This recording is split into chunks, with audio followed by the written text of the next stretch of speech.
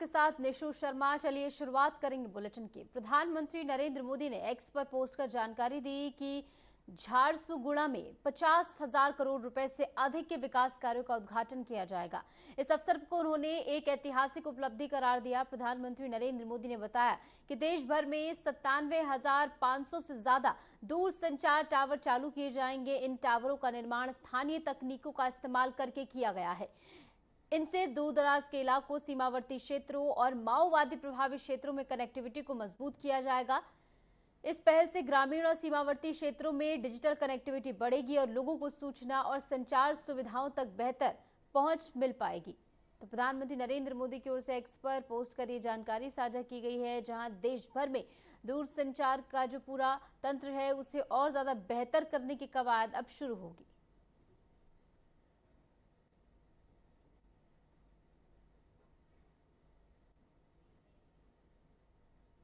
केंद्रीय गृह मंत्री अमित शाह ने बेतिया में पूर्वी चंपारण, पश्चिमी चंपारण और सारण जिलों के भाजपा नेताओं और कार्यकर्ताओं से मुलाकात की। मुलाकात के दौरान पार्टी के संगठनात्मक मामलों, आगामी चुनावी तैयारियों और क्षेत्रीय विकास योजनाओं पर चर्चा हुई।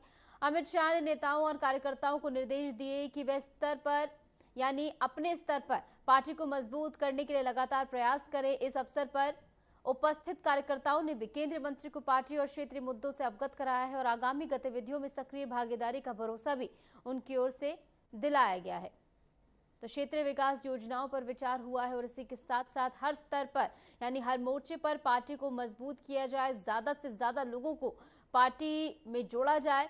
ये पहल जो है अब देखने को मिली है और हर स्तर पर इसे मजबूत करने का आह्वान भी कार्यकर्ताओं से किया गया है। क्षेत्रीय विकास योजनाओं पर विचार हुआ है। ऐसे में तमाम विकास परियोजनाओं का लाभ किस प्रकार आम लोगों को मिल रहा है, इस बारे में भी तमाम जानकारियां जो हैं वो ली गई।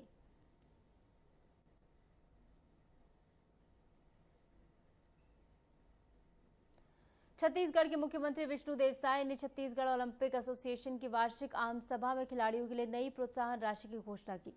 मुख्यमंत्री ने कहा कि पहले की घोषणा के अनुसार स्वर्ण पदक विजेता को 3 करोड़ रुपए, रजत पदक विजेता को 2 करोड़ रुपए और कांस्य पदक विजेता को 1 करोड़ रुपए दिए जाने थे। लेकिन अब ये सुनिश्चित किया गया है कि यदि कोई खिलाड़ी ओलंपिक खेलों में भाग लेता है तो उसे सरकार की ओर से 21 लाख रुपए की प्रोत्साहन राशि प्रदान की जाएगी। साई ने सभा में आगे की खेल विकास और खिलाड़ियों के लिए आगामी योजनाओं पर भी चर्चा की और खेलों में उत्कृष्ट प्रदर्शन करने वाले खिलाड़ियों को बढ़ावा देने के लिए सरकारी समर्थन जारी रखने का आश्वासन भी दिया गया। छत्तीसगढ़ ओलंपिक संघ का वार्षिक आम बैठक संपन्न हुआ है और ये हमारे संघ के उपाध्यक्ष प्रदेश के मंत्री श्री केदार कश्यप जी, हमारे संघ के उपाध्यक्ष डॉक्टर हिमांशु जोशी जी, श्री प्रकाश भंगड़िया जी, महासचिव विक्रम सिसोदिया जी और सभी कार्यकारिणी के पदाधिकारी, सभी खेलों के एसोसिएशन के अध्यक्ष और महासचिव सदस्यों की उपस्थिति में यह आम बैठक संपन्न हुआ है। दिल्ली की मुख्यमंत्री रेखा गुप्ता ने कहा कि राजधानी में उत्सव का माहौल है और हर व्यक्ति भगवान राम की पूजा अर्चना कर रहा है। मुख्यमंत्री ने लोगों से कहा कि वे त्योहारों का आनंद लें और सामूहिक भक्ति तथा सांस्कृतिक परंपराओं को बनाए रखें। उन्होंने सभी पर भगवान राम की कृपा और आशीर्वाद की कामना भी की। रेखा गुप्ता ने इस अवसर पर राजधानी वासियों को सुरक्षित और खुशहाल त्योहार मनाने की शुभकामनाएं भी दी। दिल्ली में उत्सव का माहौल है, हर व्यक्ति प्रभु राम के रंग में रंगा हुआ है। बच्चा, बड़ा, बूढ़ा, हर व्यक्ति इस समय इस राम भक्ति से सरोबोर होकर के जिस तरीके से त्योहारों में का आनंद उठा रहा है वो अपने आप में दिल्ली की रौनक बढ़ा रहा है। कहीं दुर्गा पूजा का पंडाल है तो कहीं रामलीला समिति का आयोजन है और हमें भी लोगों के बीच में जा कर के प्रभु राम के चरित्र को देखने का मौका मिल रहा है। और आज अभी मैं यहाँ रोहिणी में आई हूँ जहाँ हमारे मंत्री जी रविंद्र इंदिरा जी ने खुद एक रामलीला का आयोजन किया है। बहुत ही सुंदर अद्भुत रामलीला जहाँ प्रभु वाल्मीकि जी के पूजन के साथ में रामलीला शुरू की गई और कितना बड़ा एक रोल है भगवान वाल्मीकि जी का प्रभु राम को राम स्वरूप जनता को दिखाने के लिए। तो मैं दिल की गहराई से सभी राम भक्तों को बधाई देती हूँ, साधुवाद देती हूँ। प्रभु की कृपा हम सब पे बनी रहे। बढ़ेंगे आगे। उत्तर प्रदेश के मुख्यमंत्री योगी आदित्यनाथ ने आगामी त्योहारों और प्रदेश में कानून व्यवस्था की स्थिति को लेकर अधिकारियों के साथ बैठक की। बैठक में अधिकारियों को निर्देशित किया गया कि वे त्योहारों के समय सुरक्षा और शांति बनाए रखने के लिए विशेष व्यवस्था करें। मुख्यमंत्री ने पुलिस और संबंधित विभागों को सतर्क रहने और किसी भी प्रकार की अप्रिय घटना से निपटने के लिए तैयार रहने के निर्देश दिए हैं। इस बैठक का उद्देश्य प्रदेशवासियों को सुरक्षित और शांतिपूर्ण माहौल में त्योहार मनाने के अवसर सुनिश्चित करना है।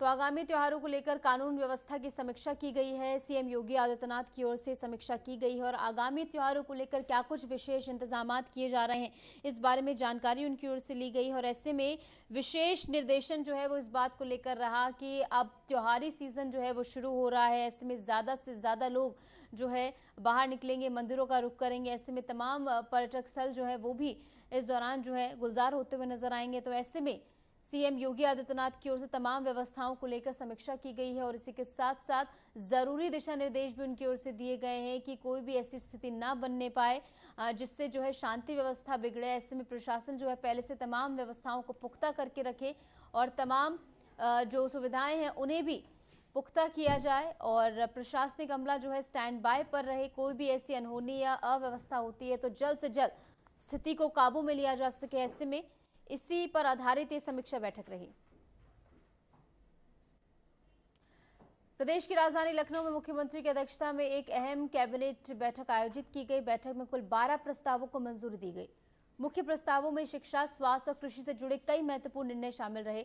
शिक्षा क्षेत्र में पुरानी छात्रवृत्ति को यहां पर जोड़ने का प्रस्ताव पारित किया गया है और ऐसे में तमाम अन्य महत्वपूर्ण प्रस्ताव भी शामिल रहे। शहरी निकायों में काडर पुनर्गठन के बाद बड़े 3000 से अधिक पदों पर भर्ती के मानक तय करने तथा खाली पड़े पदों पर भर्ती का प्रस्ताव भी मंजूर हुआ है। इसके अलावा मुख्यमंत्री शहरी विस्तारीकरण योजना के तहत नई टाउनशिप बसाने के लिए विकास प्राधिकरण को भूमि अधिकरण हेतु सेट कैपिटल के आधार पर धन देने का प्रस्ताव भी पास किया गया है। प्रदेश में एक्सप्रेसवे नेटवर्क को और मजबूत करने के लिए गंगा एक्सप्रेसवे और यमुना एक्सप्रेसवे को जोड़ने वाले फर्रुखाबाद लिंक एक्सप्रेसवे के निर्माण को भी इस दौरान मंजूरी दी गई है। शिक्षा क्षेत्र को और सुदृढ़ करने के लिए नए 3 विश्वविद्यालय खोलने की मंजूरी भी बैठक में दी गई है।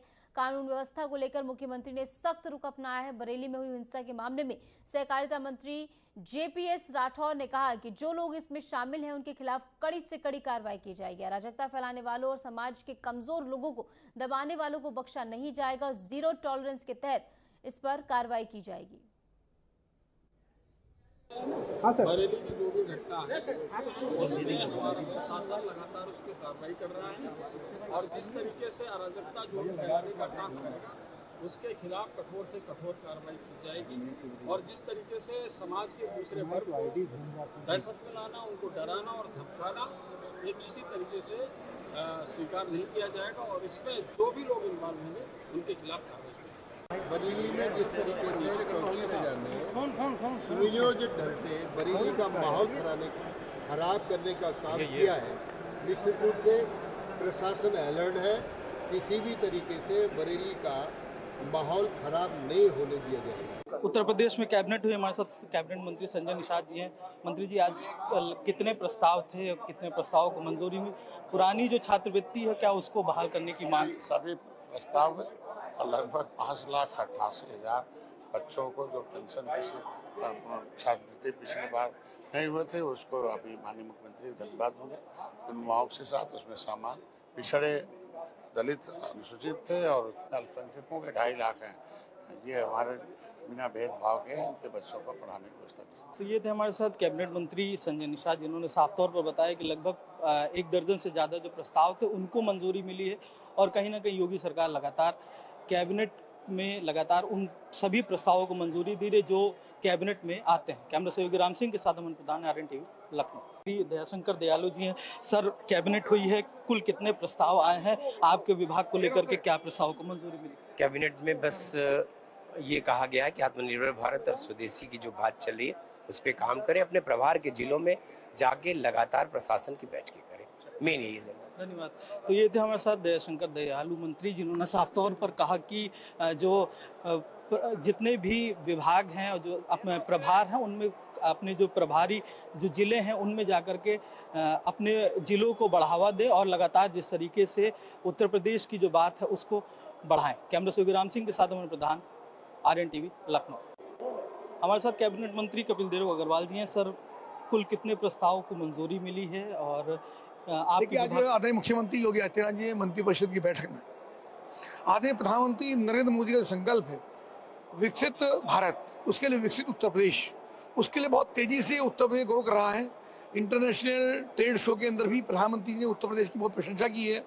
उसी की चर्चा करते हुए अभी जो काम बाकी है उत्तर प्रदेश में जमीन के व्यक्ति से लेकर के ऊपर तक, यानी निर्धन से निर्धन व्यक्ति और उससे उद्यम तक, प्रत्येक व्यक्ति का संरक्षण, उनके कामों का निस्तारण, उनकी अपेक्षाओं के अनुरूप उन सबका काम अपने प्रभारी जनपद में मंत्री होने के नाते वहाँ जाना, वहाँ पे काम करना, अपनी विधानसभा क्षेत्र, अपना जनपद, और जो लगातार आसुरी शक्तियाँ हैं, समाज को तोड़ने वाली विध्वंसकारी शक्तियाँ, उनका माकूल जवाब, इस प्रकार का विषय हमारे मुख्यमंत्री।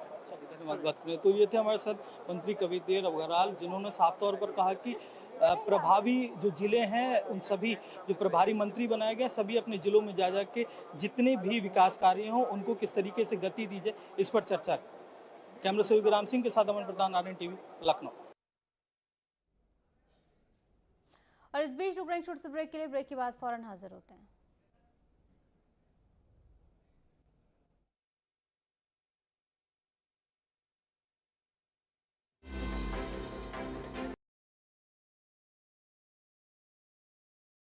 नए भारत का नया उत्तर प्रदेश यशस्वी प्रधानमंत्री नरेंद्र मोदी जी के विजन के अनुरूप बन रहा है।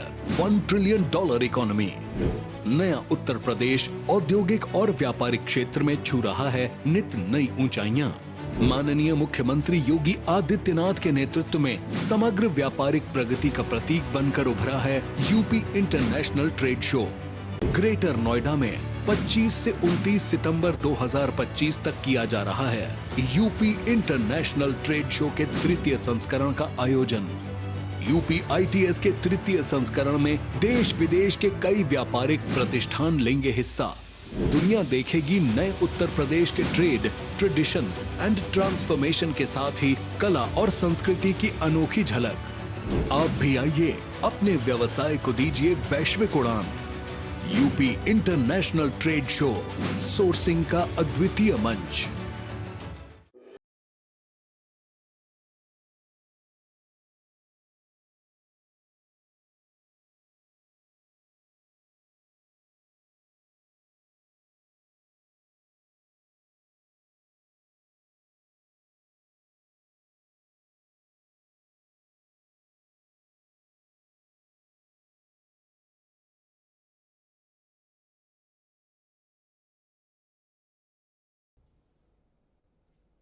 स्वागत है आपका। ब्रेक के बाद चलिए एक बार फिर से रुक करेंगे तमाम खबरों का। केंद्रीय रेल मंत्री अश्विनी वैष्णव सूरत के सारौली पहुंचे और बुलेट ट्रेन परियोजना का निरीक्षण उनकी ओर से किया गया। उन्होंने कहा कि बुलेट ट्रेन का पहला सेक्शन सूरत से बिली मॉल तक खुलेगा और मंत्री ने स्टेशन और ट्रैक का निरीक्षण किया है। बताया है कि ट्रैक निर्माण में कई नई तकनीकें लागू की गई हैं जो बुलेट ट्रेन परियोजना को यूनिक बनाती हैं और भविष्य में देश के अन्य रेल प्रोजेक्ट्स में भी इससे सीधे तौर पर लाभ होगा। उन्होंने सूरत स्टेशन की विशेषताओं का भी उल्लेख किया है। सूरत स्टेशन बड़ा स्टेशन होगा जिसमें सारी गाड़ियां रुकेंगी। स्टेशन के साइड और बीच में 2-2 ट्रैक और प्लेटफॉर्म बनाए गए हैं। ट्रेन आने के समय ही यात्री स्टेशन पर आएंगे जिससे भीड़ नियंत्रण रहेगी। तो सूरत में बुलेट ट्रेन का यहाँ पर निरीक्षण अश्विनी वैष्णव की ओर से किया गया है और सूरत से बेली मोरा पहला सेक्शन होगा। बुलेट ट्रेन में नई तकनीक का इस्तेमाल किया जा रहा है। सूरत स्टेशन विशेषताओं का विवरण हुआ है और यात्रियों के लिए भीड़ नियंत्रण को लेकर भी एक विशेष व्यवस्था लागू की गई है। जैसे ही ट्रेन वहां पर पहुंचेगी उसी के बाद यात्री जो है प्लेटफॉर्म पर आएंगे, जिसके चलते क्राउड मैनेजमेंट यानी भीड़ प्रबंधन जो है वो बेहतर तरीके से संभव हो पाएगा। और जापान की तर्ज पर जो सपना हर एक भारतवासी देखता था कि भारत में भी बुलेट ट्रेन होगी, तो ऐसे में सपना जो है वो साकार होना शुरू हो गया है, जहां पर बुलेट ट्रेन का निर्माण अब शुरू हो चुका है और सूरत से लेकर बिलामोरा तक ये सेक्शन रहने वाला है, जहां पर केंद्रीय रेल मंत्री अश्विनी वैष्णव निरीक्षण करने पहुंचे। तस्वीरें भी आप देखिए जहां पर तमाम पहलुओं पर उनकी ओर से निरीक्षण किया गया है। जो लोग इसमें शामिल हैं, जो वर्कर्स इसमें काम कर रहे हैं, उनसे बातचीत केंद्रीय मंत्री अश्विनी वैष्णव ने की है और बतौर रेल मंत्री खुद साइट पर जाकर उनका निरीक्षण करना ये दर्शाता है कि किस प्रकार सरकार जो है अपनी प्रतिबद्धता को यहाँ पर उजागर करते हुए नजर आ रही है और किस प्रकार धरातल पर भी तमाम हर पहलू पर जोर दिया जा रहा है, हर पहलू का निरीक्षण समय रहते किया जा रहा है। और ऐसे में बुलेट ट्रेन की कवायद जो है अब शुरू हो चुकी है। ऐसे में बुलेट ट्रेन की रफ्तार से भारत भी 2047 के लिए जो विकसित भारत का सपना देखता है वो भी इसके जरिए ही साकार होता हुआ नजर आएगा। और ऐसे में बुलेट ट्रेन भारत में चलना, हालांकि इसमें समय लगेगा, अभी महज इसका जो है वो काम ही चल रहा है, जहां पर केंद्रीय मंत्री अश्विनी वैष्णव इसका निरीक्षण करने पहुंचे। बढ़ेंगे आगे। जम्मू कश्मीर के पुंछ जिले में पर्यावरण संरक्षण और हरित पहल को बढ़ावा देने के लिए वन संरक्षण बल ने जिला प्रशासन के सहयोग से व्यापक पौधारोपण अभियान चलाया। इस अभियान के दौरान विभिन्न स्थानों पर पेड़ पौधे लगाए गए, जिससे क्षेत्र में हरियाली बढ़ाने और पर्यावरण संतुलन बनाए रखने में मदद मिलेगी। जिला प्रशासन और वन विभाग के अधिकारी भी अभियान में शामिल हुए और स्थानीय नागरिकों को पर्यावरण संरक्षण के महत्व के बारे में जागरूक किया गया। पौधारोपण अभियान से पुंछ जिले में पर्यावरण संवर्धन की दिशा में एक सकारात्मक कदम उठाया गया है और इसकी सराहना भी हर ओर की जा रही है, जहां पर पर्यावरण संरक्षण को लेकर सरकार की प्रतिबद्धता भी साफ है। और ऐसे में पुंछ में व्यापक पौधारोपण अभियान चलाया गया। वन संरक्षण बल ने इसमें भाग लिया है, जिला प्रशासन का भी सहयोग इसमें प्राप्त हुआ। पर्यावरण संरक्षण पर खासा जोर नजर आ रहा है, हरियाली बढ़ाने का सकारात्मक कदम जो है यहाँ पर उठाया गया। और देखिए किस प्रकार से पुलिस लाइन के तमाम अधिकारी भी इसमें शामिल हुए और लोगों को जागरूक करने का काम यहाँ पर किया गया है, क्योंकि जब भारत विकसित भारत का सपना देखता है तो ऐसे में सस्टेनेबल रिसोर्सेज को भी बरकरार रखना बेहद जरूरी। और पेड़ पौधे लगाने के लिए जो अभियान चलाए जा रहे हैं, इसी कवायद में पुंछ में भी व्यापक पौधारोपण अभियान चलाया गया, जहां पर कई सारे पौधे जो हैं वो रोपे गए। और ऐसे में महज रोपना ही नहीं बल्कि आने वाले समय में इनका ख्याल भी रखना, ताकि आने वाले समय में ये एक बड़े पेड़ में तब्दील हो सके। और इस बीच वक्त एक और छोटे से ब्रेक का, ब्रेक के बाद फौरन हाजिर होते हैं।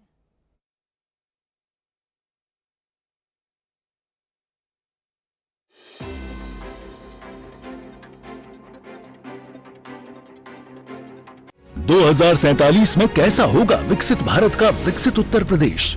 क्या आप चाहते हैं कि कृषि क्षेत्र में नवाचार और पशुधन की समृद्धि से बढ़े अन्नदाता की आमदनी, गांव-गांव तक पहुंचे चौड़ी सड़कें, हवाई यात्रा के लिए किसान की जेब में हो पैसे, विश्व स्तरीय शिक्षा और वर्ल्ड क्लास इलाज, बढ़े उद्योग, रोजगार, नौकरी और अपना व्यापार, रिन्यूएबल और ग्रीन एनर्जी हो यूपी में फुल, ताकि कभी न हो बत्ती गुल। डीप टेक, एआई और इलेक्ट्रॉनिक संसाधनों का बिछे जाल, सांस्कृतिक धरोहर का पुनर्जागरण और गौरव काल।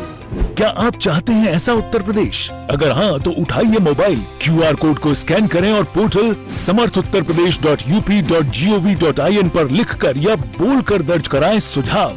आपके सुझाव से बनेगा विकसित यूपी का रोड मैप और मूल्यवान सुझाव देने वाले किए जाएंगे सम्मानित, क्योंकि आपकी राय विकसित यूपी बनाए।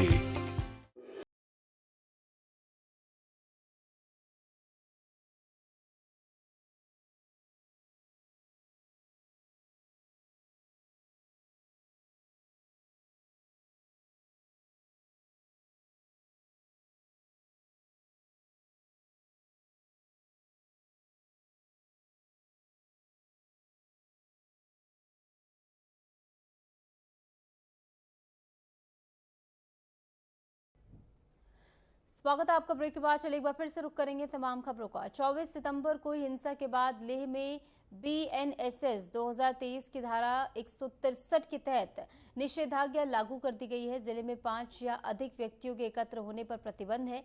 इसके तहत बिना पूर्व लिखित अनुमति कोई भी जुलूस, रैली या मार्च आयोजित नहीं किया जा सकता। अधिकारियों ने कहा कि सुरक्षा कर्मी पूरे इलाके में तैनात हैं और किसी भी अप्रिय घटना को रोकने के लिए सतर्क उन्हें रखा गया है। जनता से अपील है कि वे शांतिपूर्ण रहें और निषेधाज्ञा का पालन करें। तो लद्दाख से खबर है जहां पर हालात जो है वो बिगड़ते हुए नजर आए थे। राज्य के दर्जे को लेकर हालात जो है वहां पर संवेदनशील हुए थे। ऐसे में BNSS 2023 के तहत यहां पर प्रतिबंध लगाया गया है और 5 से अधिक लोग अब एकत्र नहीं हो सकते हैं। उनके एकत्र होने पर निषेध है और सुरक्षाकर्मी इलाके में तैनात किए गए हैं। आपने देखा बीते कुछ दिनों में बीजेपी के कार्यालय को भी आग के हवाले कर दिया गया था, जिसके चलते हालात जो है वो और ज्यादा बिगड़ते हुए नजर आए थे। लेकिन जल्द से जल्द यहां पर प्रशासन ने मोर्चा संभाला और हालातों को यहां पर सामान्य किया गया है। फिलहाल सड़कें जो है सुनसान है क्योंकि निषेधाज्ञा यहां पर लागू किया गया है। 5 या उससे अधिक लोग एक साथ एकत्र नहीं हो सकते हैं।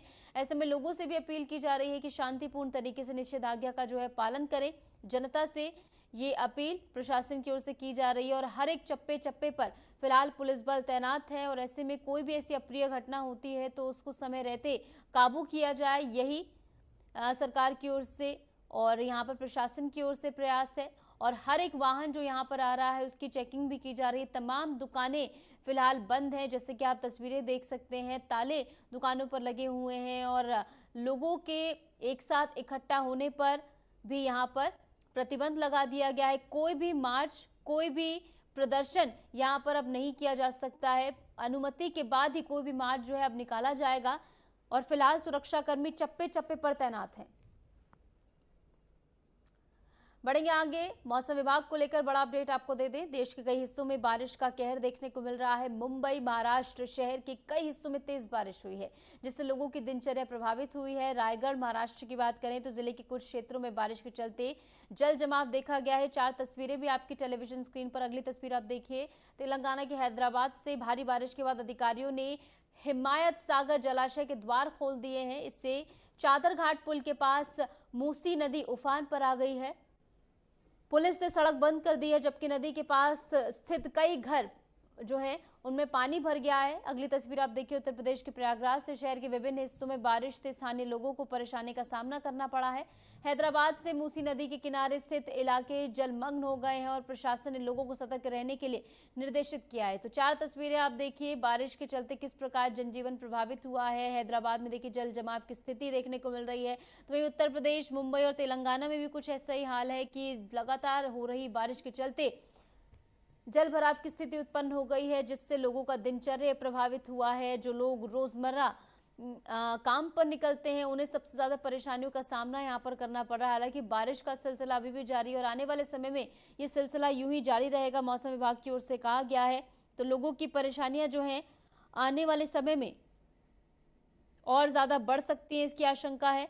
और मौसम विभाग की ओर से भी लगातार चेताने का काम किया जा रहा है। प्रशासन का भी पूरा सहयोग उन लोगों को दिया जा रहा है जो कि इन से प्रभावित क्षेत्रों में रह रहे हैं। उनको सुरक्षित स्थानों पर पहुंचाने के लिए प्रशासन पूरी तरह सतर्क है।